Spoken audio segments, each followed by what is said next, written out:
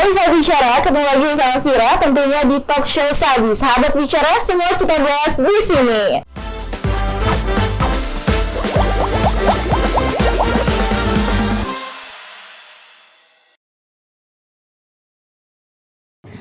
Saya bicara kali ini dalam memasuki ke bulan Mei ya, tentunya ada peringatan Hari Pendidikan Nasional dan masih selaras dengan tujuan pendidikan nasional di Indonesia, yaitu mensejahterakan kehidupan bangsa. Kali ini talk show Sabi sudah kehadiran dua narasumber yang menarik tentunya untuk kita berbicara bersamanya. Langsung saja sudah hadir di sini di studio ada Ibu Siti, Siti Khadijah dari FPMPD. Selamat datang Ibu di talk show Sabi. Iya, dan kalau teman-teman sahabat bicara melihat juga di sini ada perempuan cantik berkerudung berbaju pink juga sama seperti Vira. Di sini ada Kak Vina Dwi Cahyani. Iya. Selamat datang Kakak. Dan mungkin untuk lebih lanjutnya lagi dan lebih dalamnya lagi kita kenalan dulu kali ya dengan narasumber yang sudah hadir hari ini. Ibu, aku panggil Ibu Dewi ya. Silakan, boleh Ibu perkenalan. Kalau nama tadi udah ya, yang dikenalin ya. Ini saya bisa Ibu juga atau Bu Utari.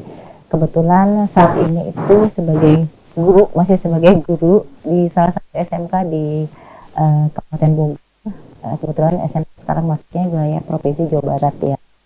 Kemudian kita sih awalnya sebagai guru, kemudian juga termasuk pendiri dari asosiasi, juga pengurus di asosiasi itu sendiri, termasuk juga MGMP Musyawarah Guru Mata Pelajaran untuk bidang informatika atau di mungkin ya. Wah, luar biasa saat bicara. Jadi memang Ibu ini aktif menjadi juga ya Bu ya di SMK Bogor Jawa Barat, dan juga Ibu Dewi mengajar Mata pelajaran informatika dan pariwisata. Jadi memang kekinian digital gitu ya Bu ya. Kak Vina, silakan. Boleh. Pertama dari channel mungkin bisa kita ada. Sekarang masih semester 6 di Universitas Negeri Jakarta, namanya pendidikan fisika. Wow. Kesibukannya sekarang ngajar bimbel di rumah, jadi muridnya tuh ya tetangga-tetangga lah. Oke. Selain ngajar juga sekarang aktif di beberapa organisasi di dalam kampus ataupun di luar kampus. Wow, luar biasa. Mungkin kita tepuk tangan dulu buat kita ya. Luar biasa. Ini sudah ada dua narasumber yang juga ternyata yang satu mahasiswa juga tapi sambil mengajar di private ya, bimbel ya. Dan ini juga pengajar tapi aktif juga di sejumlah organisasi. Luar biasa dalam dengan pendidikan nasional dan memaknainya nih. Aku ke Ibu dulu ya, mungkin ke Ibu dulu yang memaknai Hari Pendidikan Nasional, Bu. Oke, Hari Pendidikan Nasional itu kan setiap tahun ya. Setiap tahun pasti bulan Mei Hari Pendidikan Nasional. Biasanya itu kita upacara tuh ya. Kalau masih mengaku pendidik itu upacara. Tapi kalau di perguruan tinggi juga enggak ya mungkin ya. Tapi kalau Vira mungkin kalau upacara di kesan belakang tiba-tiba UKS. Pingsan ya. Itu apa? Biasa sekali jawabannya gitu Bu.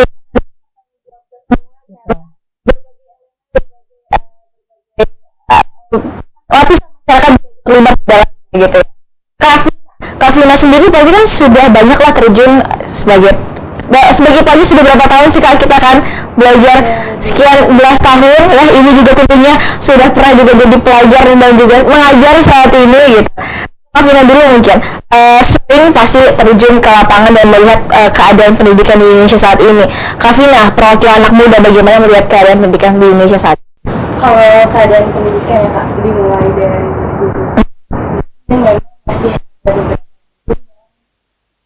bagus mengajar itu selalu yang ngasih tahu ini benar. Selain anak-anak cuma bisa Guru dia pernah diajari, disuruh merangkum, terus ada PR apa, karena kalau guru kan yang jadi poin perhatian itu karena ya Ibu memang sempat ngobrol sama sekarang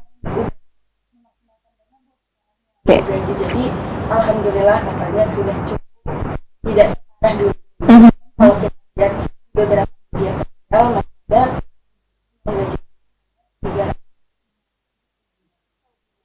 Oke. Tadi ya ada lagi. Belajar.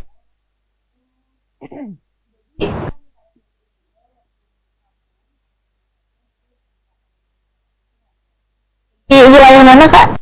Di Demak. Oke. Tengah.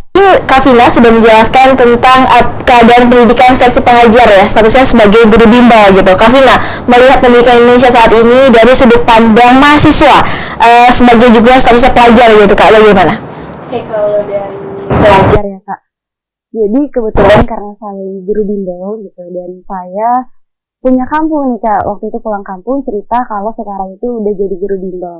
Dan di sana saya punya saudara yang kebetulan guru sekolah dasar di salah satu kabupaten yang ada di Jawa Tengah. Nah, dia curhat gitu. Wah enak di sana mah, mau ya banyak yang minat. Saya jadi guru, nyuruh anak-anak datang secara gratis ke rumah, tapi nggak ada yang mau datang gitu. Padahal kalau di Jakarta bayar les-lesan sampai 12 juta, itu sih banyak ya Kak peminatnya gitu. Sedangkan di sana udah gratis pun masih pada nggak mau datang gitu sih Kak. Ya, ada yang di bangku sekolah gitu. Jelas bangku gurunya, nah itu kita penjelasin ya. Ibu, apa kamu tahu seperti itu? Ibu. Tadi yang saya sampaikan kan pengalaman tapi menurut itu sih ada tapi memang tidak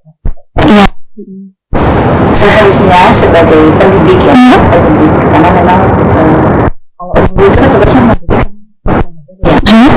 setelah mengajar tapi bisa seperti itu nanti memang OKM ya kan jadi kan OKM sebenarnya jangan tapi dengan kita sudah apa ya mengaminkan yang namanya merdeka belajar ini harus tinggalkan dulu itu merdeka belajar meskipun merdeka belajar itu belum bisa dilakukan 100% karena memang mindsetnya belum merdeka gitu loh baik guru ataupun siswanya ada memang guru-guru masih seperti itu makanya kalau misalnya bilang guru zaman sini masih kayak gitu kamu jangan mendingan aja yang jadi guru sebetulnya harusnya itu guru itu sudah ya apa yang saya mau ajarin di kurikulum ini saya langsung saya kolaborasi terus saya integrasikan sehingga tidak menyusahkan anak murid gitu seharusnya jadi jangan banyak proyek nanti proyeknya nggak dinilai gitu ya jangan banyak catatan tapi mereka itu nggak dapat ilmunya itu apa gitu jangan-jangan gurunya hanya bisa baca buku aja gitu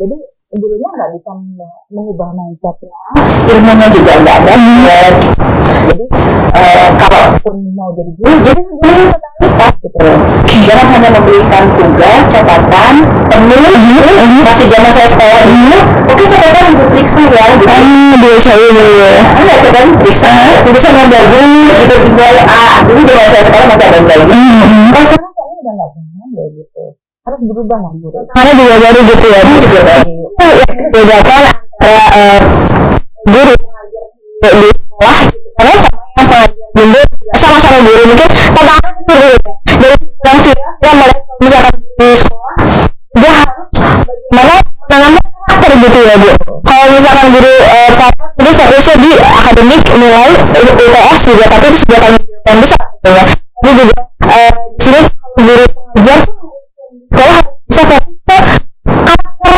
nanti kalau misalkan di zaman dulu mungkin kalau belum buku di sedikit sedikit gitu ya gue masih yang oke gitu kalau zaman sekarang itu akan menjadi hal yang konservasi yang berbeda lagi betul gitu jadi memang sekarang ini sudah digaungkan lagi sekolah ramah anak di sekolah ramah anak itu sebenarnya jadi sempat juga duduk bareng dengan apa ya dan SKD waktu itu tentang forum discussion itu di kementerian tentang sekolah ramah anak itu sekolah ramah anak itu sangat jauh berbeda dengan konsep-konsep dari sekolah zaman dulu gitu ya jadi masalah satu guru itu nggak boleh marah-marah dan kalau guru kadang-kadang dari percakapan guru misalnya obrolan bisa ngebully ya guru bisa ngebully guru dengan guru atau guru dengan siswa apakah siswa dengan guru itu ada juga yang seperti itu yang coba kita harus hindarin makanya satu kalau kita mengajar ataupun mendidik anak kita itu dengan hati kalaupun marah, saya marah terus ayo dong kukunya. Jadi bahasanya udah mulai halus. Kalau misalnya saya terapkan ke misalnya Kalau kita masih sekolah, dan diri kita sebagai istilah seharusnya gitu loh. Itu kan kalimat yang sudah halus. Jadi masa diterimanya gitu ya. bahasanya itu misalnya potong kuku ya dan nggak potong kuku ya gitu.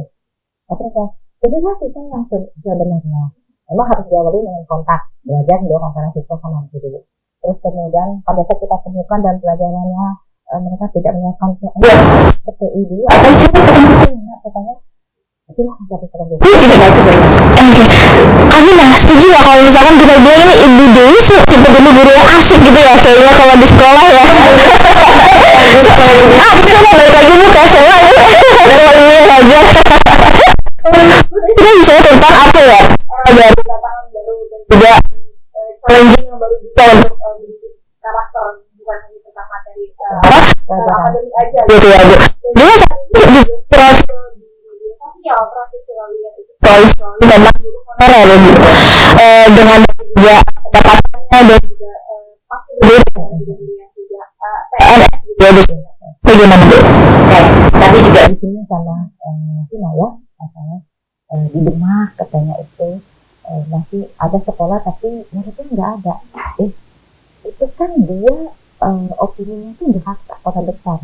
Tapi tengoklah, lihat di situ makmur gitu. Saya punya teman itu jadi guru di sana. Itu sama, itu masih dekat dengan ibu kota lah, gitu ya. Masih ada siswanya ini harus dipanggil ke rumah-rumah. Ayo masuk ke kelas, ayo sama aja gitu ya. Kenapa? Karena mereka satu tidak ada pemerataan dalam pendidikan. Tidak ada. Terus kemudian satu pemerataan itu banyak ya, infrastruktur, sarana prasarana, jumlah sumber daya manusianya, pengajarnya gitu kan ya. Terus kemudian anggarannya, fokus konsentrasi Kita itu kan tidak rata gitu nah seperti itu. Terus tadi dengan misalnya pemerintah ada sebuah upaya besar dari pemerintah itu menghargai guru honor gitu, guru honor.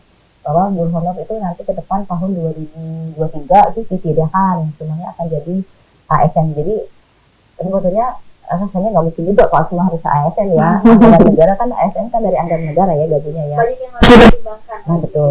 Sehingga pemerintah itu karena memang desakannya cukup tinggi sehingga dicari satu formula. Ada namanya guru P3K, guru honor yang diangkat jadi guru P3K dengan sistem kontrak. Kontraknya bisa 3 sampai 5 tahun seperti itu. Dengan penyesuaian gaji dengan udah masuk akal sih, udah menyamain dengan yang ASN yang lain. Terus kemudian juga tapi ada yang lupa gitu loh, karena pusat dengan daerah ini kan berbeda. Contoh misalnya seorang guru ada dari sekolah swasta. Waktu itu ketika itu ada 2 tahap itu tahap 2. Yang itu tahap 1 adalah guru-guru dari sekolah negeri. Terus kemudian yang tahap 2 adalah guru swasta.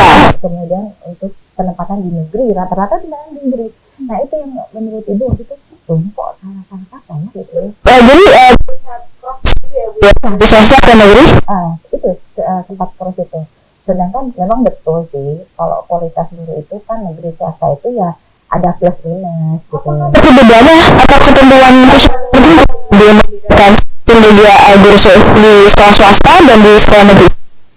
Kalau itu kan kembali ke sosok gurunya ya, ke gurunya sendiri. Dia bisa meningkatkan kompetensi dia sebagai guru. Memang dukungan sarana prasarana, support dari sekolah itu misalnya gurunya, oke, Bu Dewi kamu harus ditingkat kalau coba di swasta atau di negeri, Bu Dewi harus tingkatin ya, saya kira ini pelatihan. Itu kan berarti kan dari kebijakan dari sekolah. Kemudian juga bagaimana seorang pimpinan di sekolah melihat potensi yang ada dari masing-masing anak buahnya. Itu makanya seorang pimpinan sekolah itu harus cerdas gitu, melihat bahwa oh ini cerdas, dia harus meningkat ya, dia harus punya kompetensi. Jadi seorang pimpinan di sekolah pun harus bisa melihat itu, nggak boleh misalnya hanya ini saja gitu kan, jadi penyebarannya diarahkan. Nah kembali ke P3K itu pada saat penerimaan guru yang di swasta dengan sistem kategorinya ya, ada yang sudah usia terus kemudian dia dengan usia itu dengan sudah modal sertifikasi kemudian harus lolos. pindah ke negeri. Jadi negeri itu diboyong sama diisi oleh semua guru-guru P3K. Nah, ini kan sekarang bagaimana guru-guru negeri yang honor, yang dia tidak bisa terekrut, ini otomatis akan tersingkir. Kepindahan daerah? Sebenarnya sih tidak, tapi kan dia memang nanti akan termapping juga, tapi tersisih gitu, tersisih, padahal mereka adalah orang-orang yang sudah ada di sekolah itu dan sudah mengajar di jurusan itu gitu misalnya ya, di kompetensi itu. Beda sama guru umum. Nah, seharusnya P3K yang diproses oleh pemerintah itu, contoh Vina itu dari sekolah swasta, ya udah nggak apa-apa, terima saja Vina statusnya P3K tapi ada di sekolah itu. Jadi balik lagi bagaimana kebijakannya yang harus difikirkan setelah, dan setelahnya bukan hanya kebijakan saja, tapi kemudian hal-hal lainnya juga harus dipertimbangkan gitu ya Bu. Bicara dengan Ibu Dewi dan juga Kak Vina, membuat Vira semakin terbuka bahwa bicara pendidikan bukan hanya tentang bicara pelajar dan bicara infrastruktur saja, tapi juga pengajar juga terlibat di dalamnya gitu ya Bu. Sama dengan satu hal lain nih yang akan Vira bacakan mengenai Pak Ganjar baru saja mendorong lahirnya program revolusioner bidang pendidikan di Jawa Tengah nih Bu. Dan ini yang akan Vira bacakan juga tepatnya di Semarang baru-baru ini nih, sahabat bicara, pada penghujung masa jabatannya sebagai Gubernur Jawa Tengah, Pak Ganjar Pranowo berharap ke depannya provinsi yang telah dipimpinnya selama 1 dasawarsa akan terus melahirkan program revolusioner yang khususnya juga program di bidang pendidikan. Dan sahabat bicara disampaikan Pak Ganjar saat upacara peringatan Hari Pendidikan Nasional tahun 2023 tepatnya pada tanggal 2 Mei di halaman kantor Pemprov Jateng, Jawa Tengah. Dan Pak Ganjar juga mengatakan bahwa pendidikan bisa menjadi panglima yang membawa Indonesia menjadi negara adidaya. Ibu menghadap statement ini bagaimana? Indonesia itu juga menyampaikan suatu bangsa itu akan kualitasnya akan terlihat dari pendidikan. Jadi kalau misalnya pendidikan tadi kan mendapatkan kualitas suatu bangsa itu, pendidikannya juga harus bermutu. Nah, bagaimana menjadi pendidikan yang bermutu? Satu, infrastrukturnya dibangun, guru-gurunya sejahterain, kualitas pendidikannya juga, kualitas pendidikan gurunya juga, pengajarnya juga meningkat gitu loh. Jadi kalau misalnya guru zaman dulu di zaman sekarang nggak nyambung lah gitu. Tapi kali Vira ingin statement ya bahwa apabila gurunya sejahtera pasti pelajarnya juga bahagia. Karena itu mood anak muda zaman sekarang itu kayak sulit untuk dibangun untuk ayo fokus belajar gitu ya Bu ya. Jadi gini, kalau guru yang profesional kan memang guru memisahkan antara konsep kesejahteraan dengan konsep dia menjadi seorang yang menjadi jadi pendidik gitu. Jadi harusnya itu memang tidak dikaitkan. Tapi sebagai pengelola kebijakan gitu loh, sudah selayaknya guru itu mencerdaskan anak bangsa, ya kan? Dan itu harus berkorelasi. Loh, jangan-jangan anak dia di rumah tuh nggak cerdas. Guru banyak mengorbankan waktu dari jam 7 sampai jam 4 sore. Jangan-jangan dia nggak bisa ngurus anak mereka sendiri, dan itu PR besar yang harus pemerintah lihat bahwa mereka tuh harus sejahtera. Jangan-jangan prestasinya tuh nggak cukup. Tadi Vira bilang bahwa masih ada gaji guru dibayar 300.000. Ini harus tahu, ya kan? Sedangkan seorang guru itu menjadikan seorang anak bangsa jadi seorang presiden gitu loh. Tapi itu tidak diperhatikan gitu loh. Harusnya itu guru itu malah dari sisi pendapatan, finansial atau kesejahteraan lebih daripada yang lain. Kita lihatlah kemarin tuh kita lihat ternyata kita disuruh laporin tentang harta kekayaan. Ternyata di Kementerian Keuangan jomplang sekali ya. Coba. Jadi soalnya gimana? Oh my god, kita menciptakan seorang menteri ya, dari seorang guru gitu ya Bu ya. Tapi itu kita tidak diperhatikan. Kita di kesejahteraan dalam bentuk sertifikasi, tapi kok kayaknya itu pemerintah kayak punya beban gitu. Sertifikasi guru kayak gini. Ya kalau misalnya merasa ada guru yang mengajar tidak kompeten, cek selidikin gitu loh. Gimana cara bikin lah? Caranya bagaimana memantau guru tersebut. jangan hanya bermain di aplikasi ya, jangan hanya bermain di digital. Gitu. Kebetulan juga. Oke.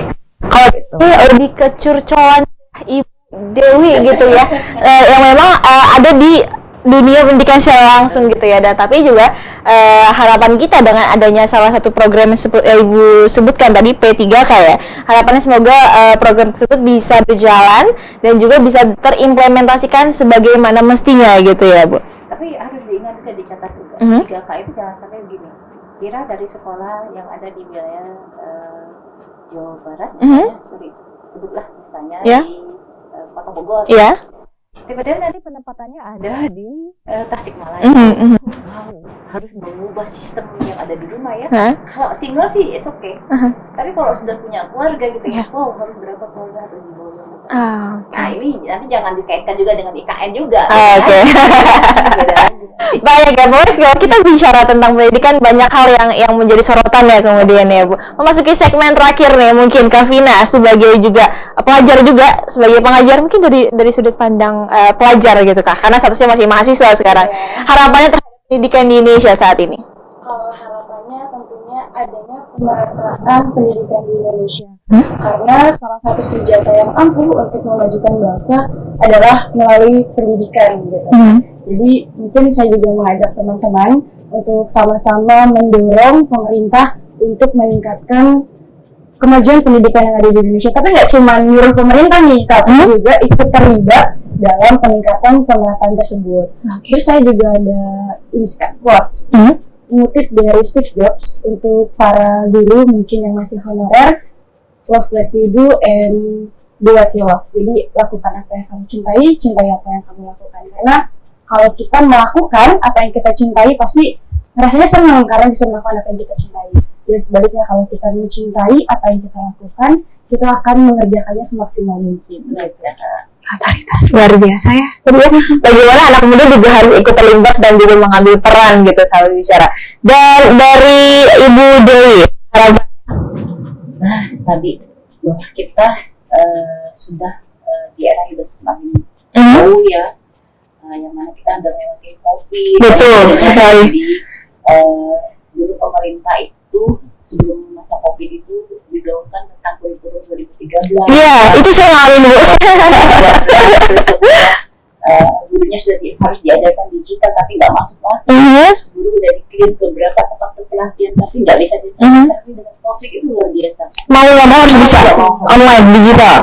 Ya. Jadi bahasanya itu, apakah bangsa kita tuh harus kayak gitu mau berubah? Rasanya nggak harus seperti itu. Harusnya kita manusia yang merdeka itu ya kita harus tahu bahwa apapun yang masuk kita, kalau hal itu adalah hal positif, yuk berubah gitu. Dari kita sebagai pendidik pun juga harus berubah, sehingga kita bisa menularkan hal itu kepada anak didik kita. Gitu. Sampai nanti tadi harus berubah ketika harus dipaksa. Gitu. Kan masyarakat kita seolah-olah seperti itu, gitu ya. Nah, terus kemudian juga tadi pemerataan pendidikan, bahwa guru itu harus diperhatikan. Apakah itu kesejahteraannya atau kualitas dari mutu dirinya sendiri gitu ya, sehingga pada saat mereka itu menularkan ilmu mereka kepada anak murid mereka, hal-hal positif yang banyak bisa mereka lakukan. Guru harus berubah karena guru adalah agen perubahan gitu ya. Terus kemudian juga artian kalau pada saat Anda menjadi guru, jadi guru yang totalitas gitu ya. Totalitas itu bukan hanya sekadar mengajar, tapi yuk kita punya PR, kita adalah orang-orang yang punya campur tangan dalam menciptakan anak didik kita menjadi generasi-generasi penerus bangsa. Amin. Apakah mereka korupsi atau tidak, atau menjadi lebih baik jadi seorang penceramah, seorang ustadz atau seorang presiden pun itu ada di tangan kita. Jadi berikanlah totalitas yang terbaik pada anak-anak kita. Biarkan mereka memilih jalan hidup mereka, tapi kita tidak boleh lengah gitu. Karena yang guru itu ya ibarat orang tua kedua, orang tua kedua yang memang mereka harus ikutin lah bahasanya seperti itu. Karena memang orang tua sekarang sangat sibuk gitu ya, jadi meninggalkan PR besar kepada guru gitu ya. Jadi yuk kita sama-sama, karena tanggung jawab pendidikan itu bukan tanggung jawab guru.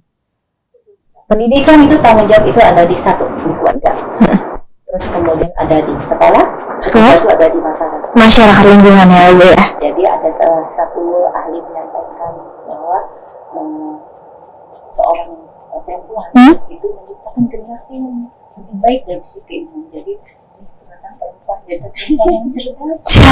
Ya, itu bisa memberikan pendidikan yang layak pada anak-anak kita. Amin.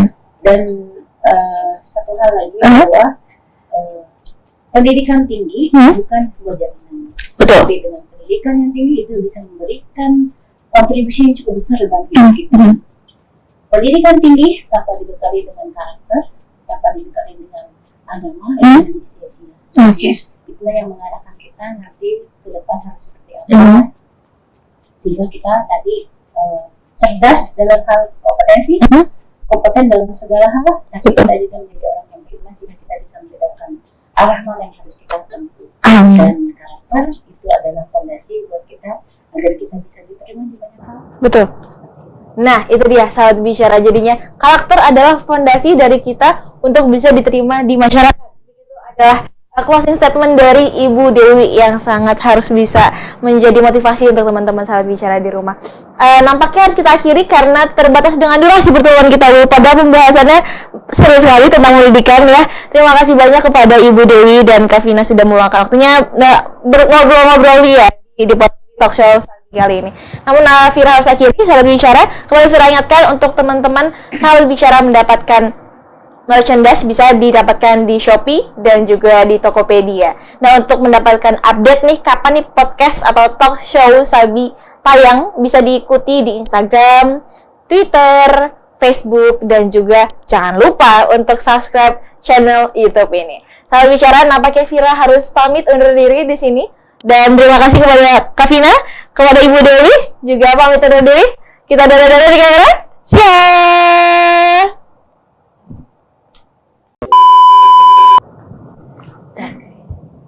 Selesai, boleh difoto.